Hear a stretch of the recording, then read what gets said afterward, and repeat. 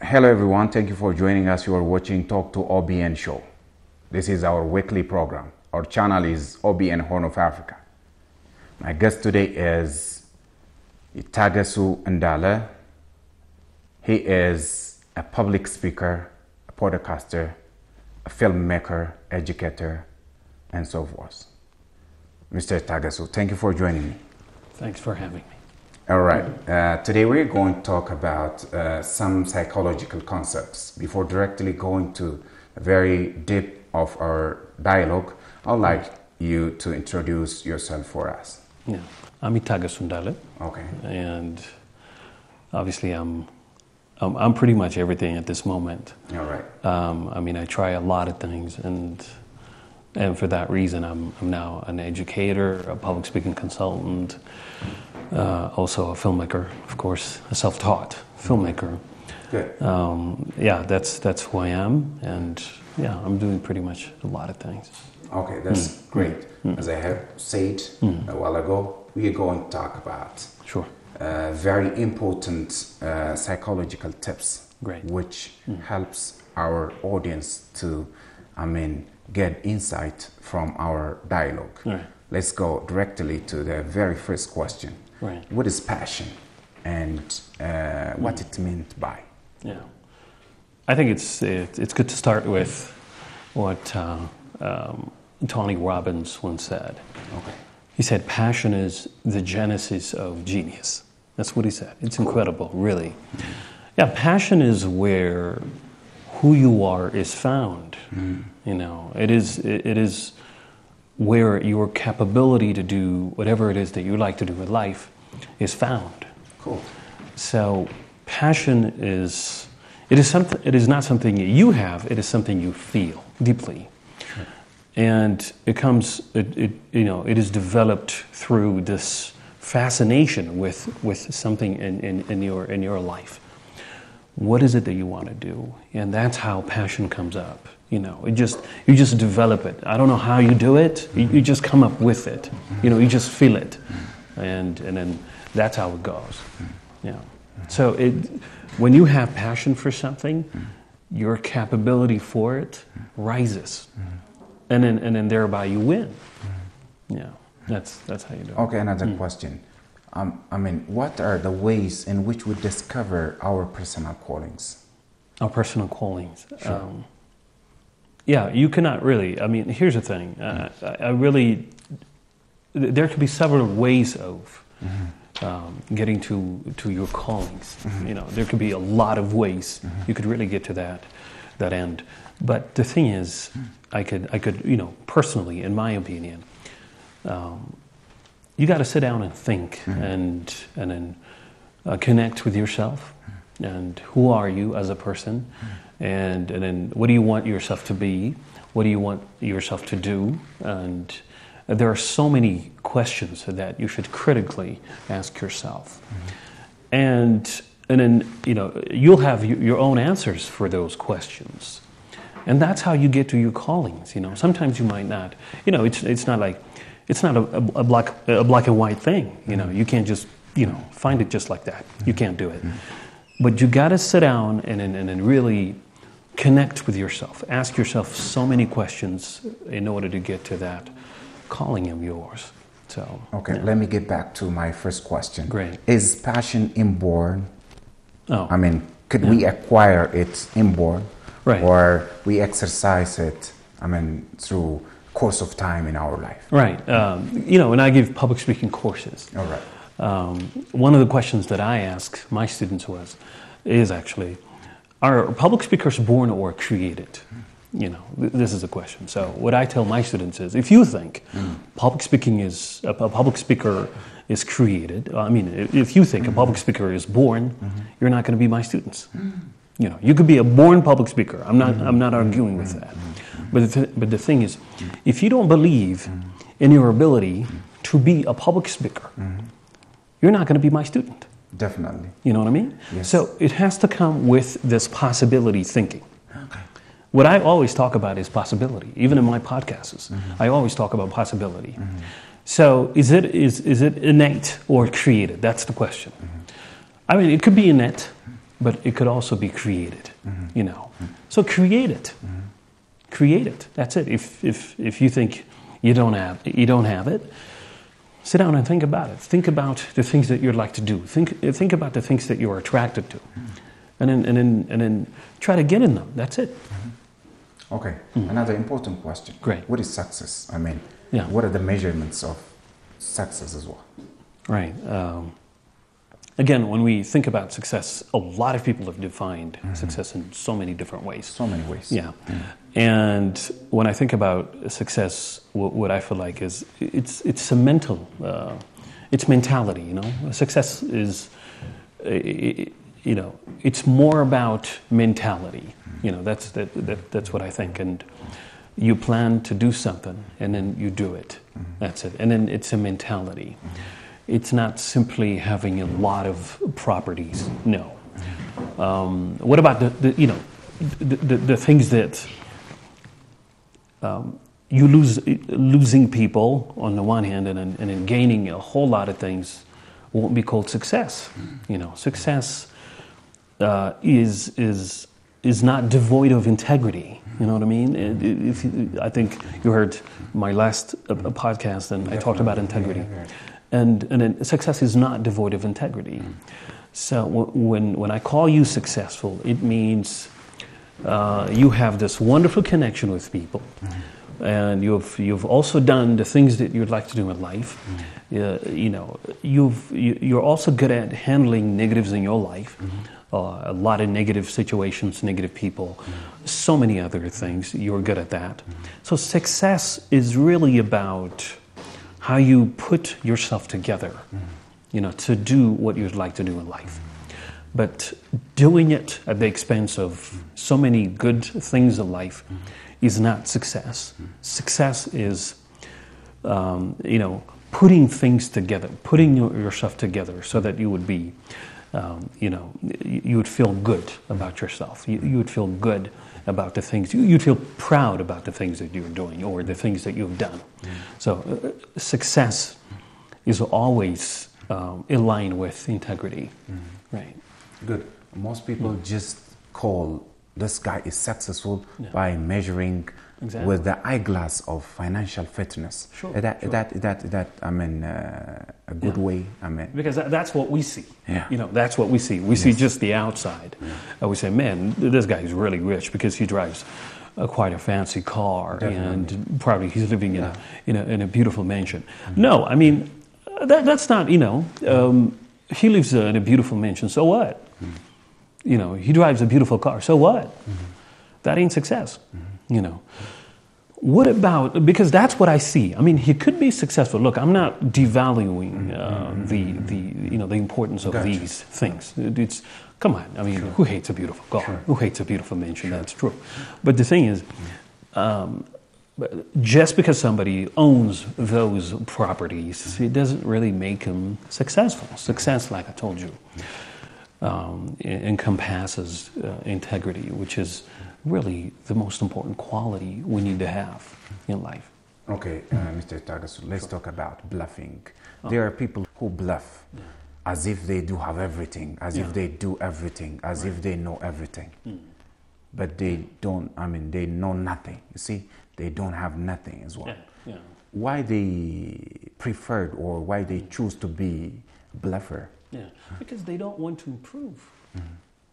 They simply hide behind, a certain curtain, you know, and you cannot hide forever.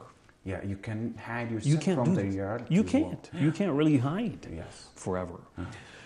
So, this has to do with lacking positive thinking. They don't really value themselves. They don't really look at themselves positively. And they think they always lack something. I'm telling you, this is what I tell to a lot of students of mine. And every time I get a chance to speak in public, I always say it. If you think you can't do what you like to do in life, or if you think you lack some ability to do something, work on yourself. Work on yourself so hard that you get to do it better next time. That's it. Be hard on yourself.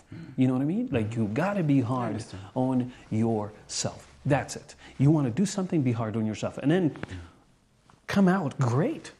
That's it. But do not hide behind something. I mean, camouflaging. I mean, I don't know, man. This is incredibly crazy. It's a kind of camouflaging. Exactly. Yeah. This is incredibly crazy. And then, by the way, what they do says. Can't we put it in a kind of a fixation? They are fixing something that they have been losing in the past. Can't you see that way as well? Yeah. But if you're in a very good connection with yourself, losing won't matter to you. You know. Yes. Losing is just a stepping stone. Yeah. Exactly. That's it. If you're positive about the things you do, if you're positive about your dream, I don't know, if you're positive about life in general, what it is you take losing as a blessing. Yes, it's one chapter of a journey to success. Exactly. And I wonder why a lot of people buy into the idea that these people are actually what they appear to be, you know, but they're not what they appear to be. They're so different from that. Definitely. And then I wonder why people buy that, you know. So when I think about it, like, that says, look, if I accept a person in a camouflage, it says much about me than him. You know, it says much more about me than him, because who am I? You know, I don't even critically see things, you know. So that's the point. So like I said, this has to do with positive thinking, you know. So do not pretend to have the ability that you don't have, you know. So try to work on yourself and try to get the ability that you like to have. And then, no problem. You could always get out there and inspire people and live with them, obviously. Thank you. Yeah. Again, another question. You got it. There are people, pessimist people. Yeah. In the meantime, who do have ample optimists, right? Right. Why do people prefer to be a pessimist while optimism is helping millions of people by doing positive things? Exactly. Yeah, good point. Why they choose to be that way? Yeah. By the way, pessimism has to do, I think a lot of therapists could talk to you about pessimism, why it occurs in everything. I'm not a therapist, but I could really tell you what is on the surface. I could simply scratch the surface, you know.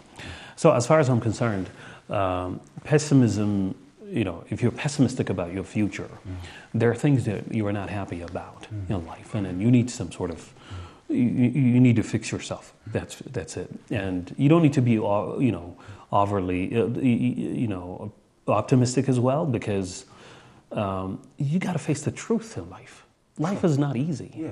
You know, life is not easy. Thinking that life is hard is not a pessimistic attitude. You got to be bold and face the truth, challenge, exactly. the truth, the realities. Sure. Live in real time. Definitely. Yeah, you don't need to leave. You don't need to have this illusion of this reality.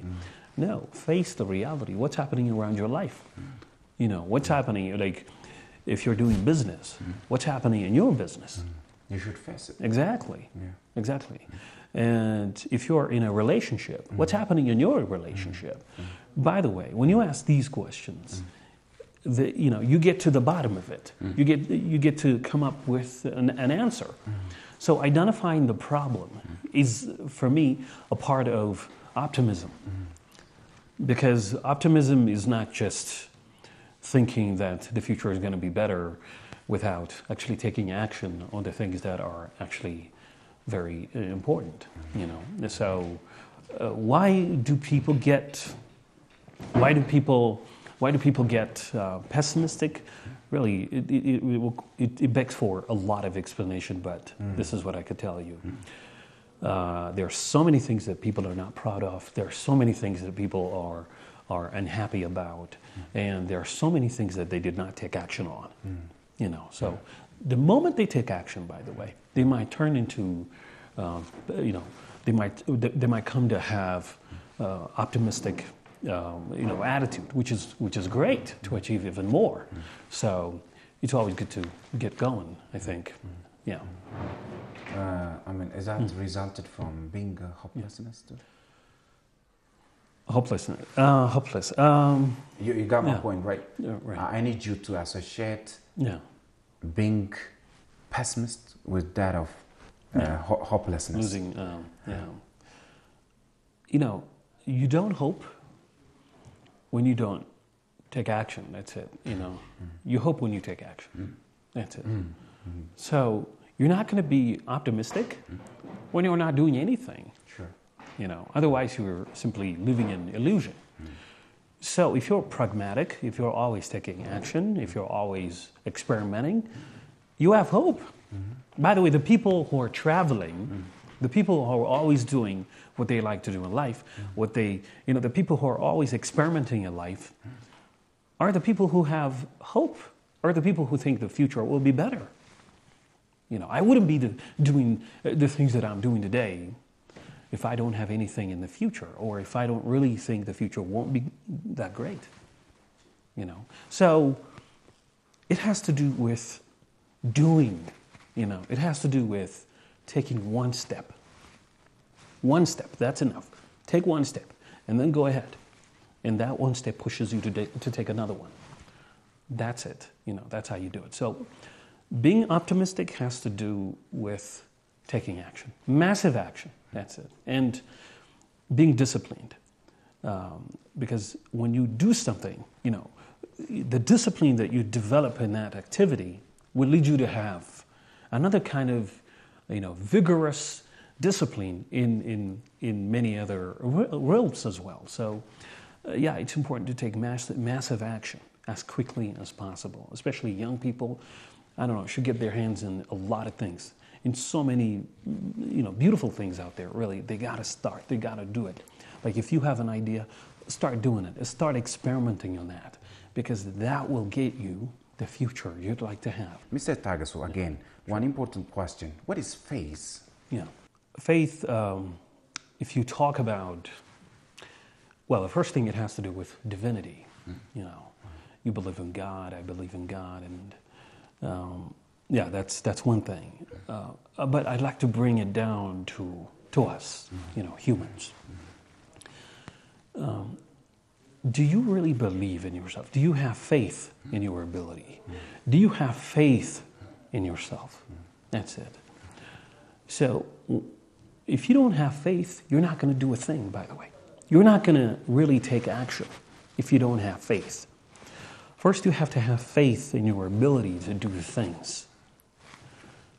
So I define faith as looking at yourself as a capable human being and taking yourself to the fight, you know, with all the mentality, the positive mentality and all that, you know. So faith is really believing in yourself. That's it, when we bring it to a personal level. Like I told you, the thing about divinity and everything is in there. And I'll leave it to the religious leaders. But what do we believe in? Like, what is it that really gets you to believe in yourself? Find out. Work on it. And the more you do it, the more you work on it, the more faith you'll have in it. And the more successful you become. Great. Yeah. Good. I took this quote from The Secret, a very well-known psychological book, bestseller as well. Sure. Thoughts are like magnetic fields. Magnetic fields, right. Can you explain about it? Oh yeah, sure. It is what you think. You become what you think about. That is true. You become what you think about. But one thing about The Secret is, a lot of people might have read the book, you cannot be what you'd like to be without taking action to be it. That's it. Because you cannot detach taking action from believing in yourself or believing in your ability. That is true. Thoughts are magnetic fields, a lot like magnetic fields, because you attract what you think about. Sure, that's what you attract. That is true. But you attracted doesn't mean sit down and live in some sort of illusion. No. Take a massive action to be exactly what you'd like to be in life. That's it. So when you take action, you know, your thoughts and everything will drive you there. You know, that's exactly what you become later in life. So Yeah, that's pretty much it. Whenever you think positive things, positive thoughts come to your mind. Sure. In the meantime, when you think negatives, Yeah. negatives will come back to your mind. Exactly, but back it up with action. Back it up with action. So a dream that is not backed with action is some sort of illusion. It's nonsense. Exactly. So back it up. Always back it up. Take, as I don't know, take a lot of action. Take a lot of action. Experiment all the time, really. So that's what gets you to where you want to be. Yeah. Okay. Charity is one of humanitarian activities, right? Right, that's true. Why do people, give or do charity? Is that expecting a reward from God or whatever it is? Or what is your thoughts on this regard? Why people do charity? Is that for the sake of getting recognition? Yeah. Is that the sake of exercising our being privilege? Or what do you say about it? Let's talk about charity per se. I mean, doing it for whatever reason, I really don't care about that. Like, somebody could be doing it for his own, reason. He might come up with some sort of reason. Like, I really don't care about those things, but I like charity per se because I don't think about the giver. I think about the receiver. Who's receiving that? So that person is in need. That person is in need. That person is hungry, for example. And do I have to think more about that person's need of recognition or this person's need of food? So I don't care about who gives it. What matters is addressing the destitute's inquiry. Exactly. That's true. That's true. Who's suffering? That's it. Get to the people who are suffering. And let me. It has nothing to do with giving recognition for the donors Exactly. or for the giver. First of all, I want that person to be full. I don't want that person to be hungry anymore. That's it. So, get there for them. Get there for those poor people, for those needy people. That's one thing to put in mind. Recognition will come later. Recognize them for that. Good job. Good one. You recognize them just so they would do this the same next time. Just so it becomes a part of their lives. Giving has to do with kindness, by the way. Not a lot of people give, right? Not a lot of people give. As compared to the number of population we have here on the face of the earth. Not a lot of people do this. But I'm very appreciative of those who give. But I have read the literature which says, a very humanitarian individuals should give what they have with a sense of altruism, without expecting any reward, without expecting any reinforcement, without expecting any payback or payoff. Sure. That's why I asked you this question. That's some sort of direction again. Yes. That's some sort of direction. We're saying, do not expect any sort of recognition. Just throw in, chip in some sort of money so that these people could really get food. That's exactly what we're saying. But I really don't really care about what they think, because they'll get fixed in the course of time. Okay. But I want this guy to be full. You know what I mean? Yes. I want the people suffering to get a relief. Yes. Your primary agenda is. That's the point. We got to cover that, and then I'll get back to you. That's the point. And then I'll get back to you. That's going to be secondary. Exactly. That is secondary. All right. And I think giving has to do with kindness. To talk about giving. Yes. Giving has to do with kindness, but still we measure these people equally. There, for instance, let's take Abhishek Gobena and Bill Gates. Yeah. Bill Gates is a well-known philanthropist. Sure. He has. So is Abhishek Gobena, by the way. Abhishek Gobena is a very humanitarian. Sure. In my comparison, what I want to put here is. Bill Gates is giving from what he has. Exactly. Abhishek Gobena is sharing what she has. Exactly. He is taking something excess from what he has, and she is giving what she has without having any extra backup. Yeah. You understand what I'm saying? Exactly, sure. You understand? What's common about these two people is that they give. They're They're giving. Yeah, they're both kind. Exactly. They're both kind. That's good. Kindness is their common personality, which is incredible. We shouldn't worry about. Bill Gates is a billionaire. We shouldn't worry about a Exactly. source. Bill Gates is a billionaire. Yes. But he doesn't put on an expensive watch. Yes. I heard that he puts on a $10 watch. I hear. He still does that, and then he still goes to, I think, McDonald's or something, and then he dines with common people. Incredible. He even keep cool, when he buys bread and cake for his kids. I have heard that. Sure. So, he's living some sort of ordinary life. But it's all right. Now look at Ababish Govan, an incredible yes, woman. a pointer of humanitarian activity exactly, in Ethiopia. Exactly, and then she sort of leveraged her position to influence so many people to give. Definitely, she's a role model for she moved other. so many people. Yes. Exactly, she moved so many people to chip in as much as they could, and then she created a wonderful arena. We have seen a multiple of domestic NGOs, charity organization after Ababish Govan. Exactly. She pointed the pathway anyway. Exactly. We are very grateful for her. We should. We owe her. Definitely, yes. She is our heroine anyway. Sure. Good. Let's talk about pursuit of happiness. I really love this stuff. Pursuit of happiness. Oh, great. No. Pursuit of happiness. Yes. Everybody would like to be happy. Yes. I'd like to be happy because Definitely. that's where I'm trying to get to. That's where you're trying to get to. And that's the end, probably, right? We think whatever we do, like what you do in life, basically, whatever you do, even the things that we're doing at this moment, is in pursuit of some sort of satisfaction, some sort of happiness. What do we get out of this,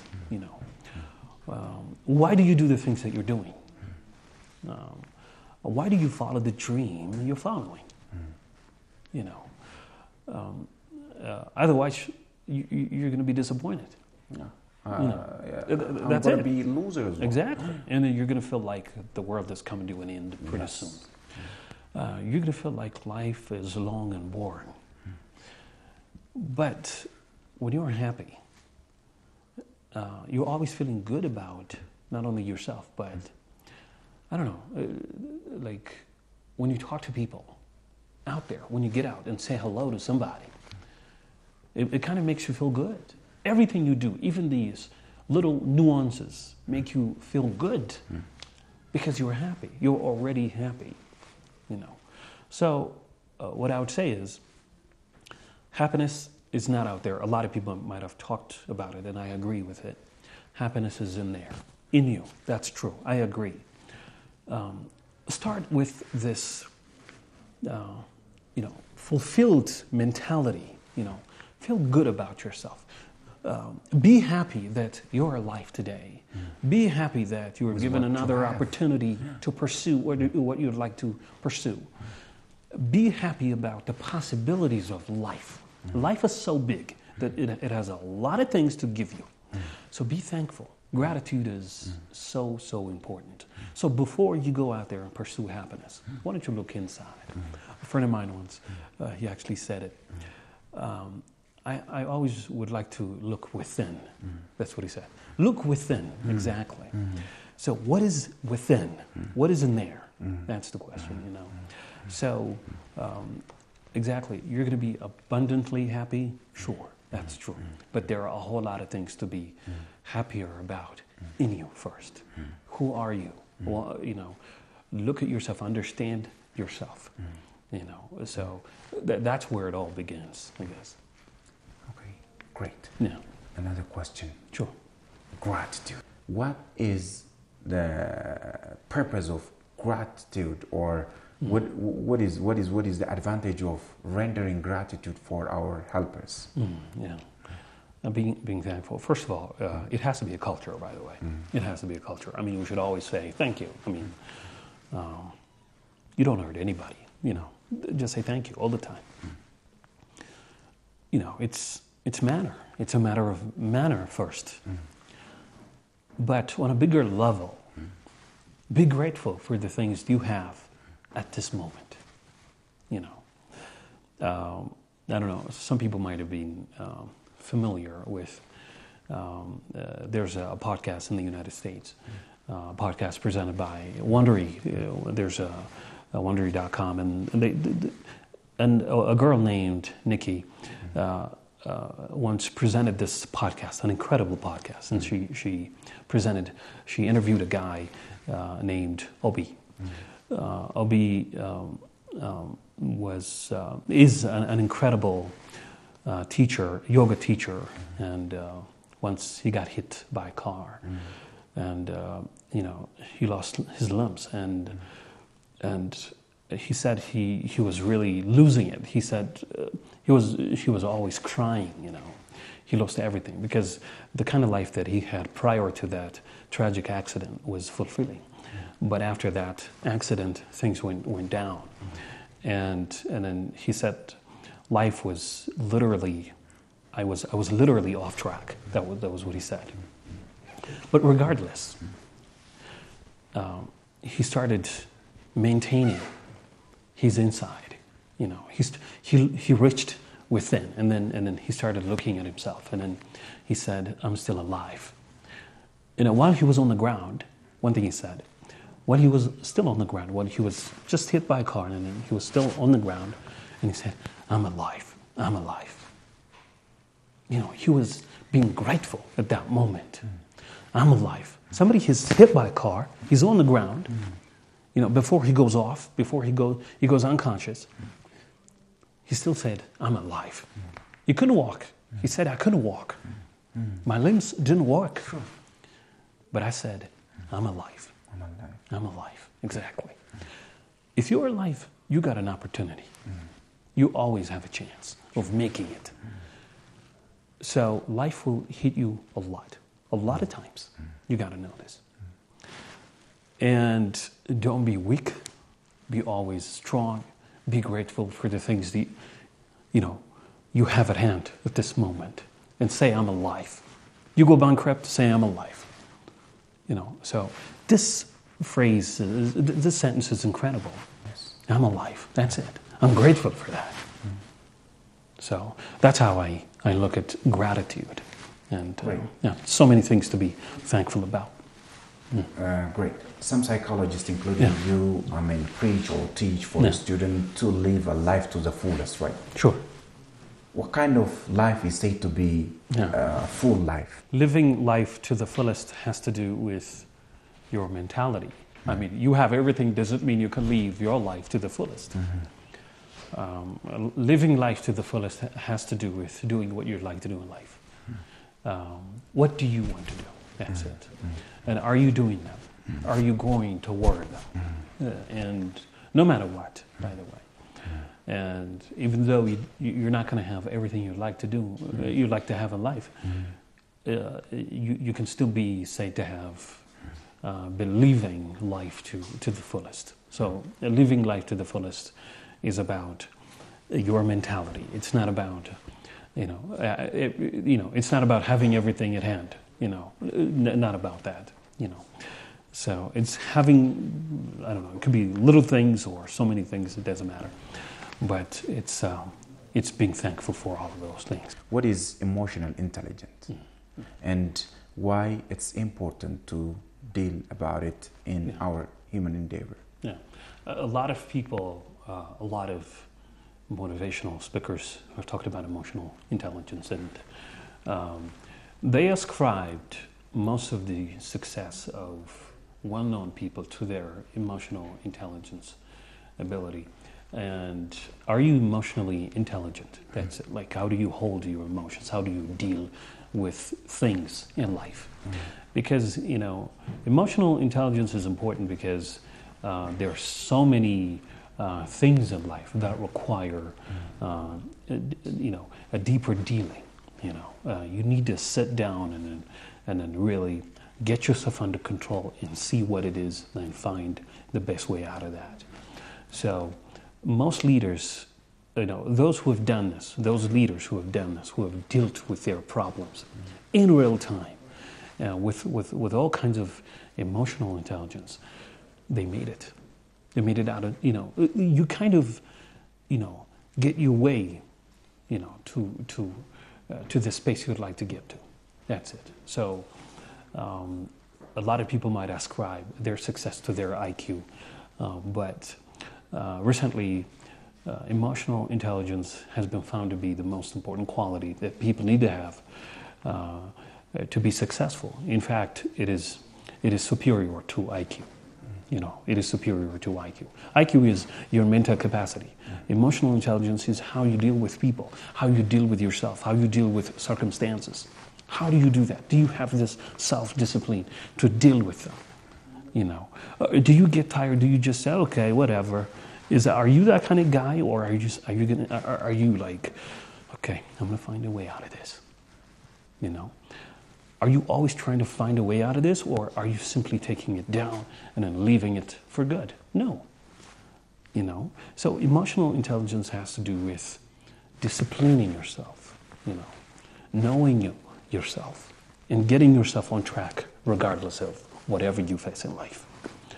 So being emotionally intelligent is always, always important, by the way. Because those who have way less ability than you have done a lot more things than you because of their emotional ability, emotional intelligence, ability, capability, So if you have this wonderful quality, your chance of becoming whatever it is that you like to be in life could be multiplied.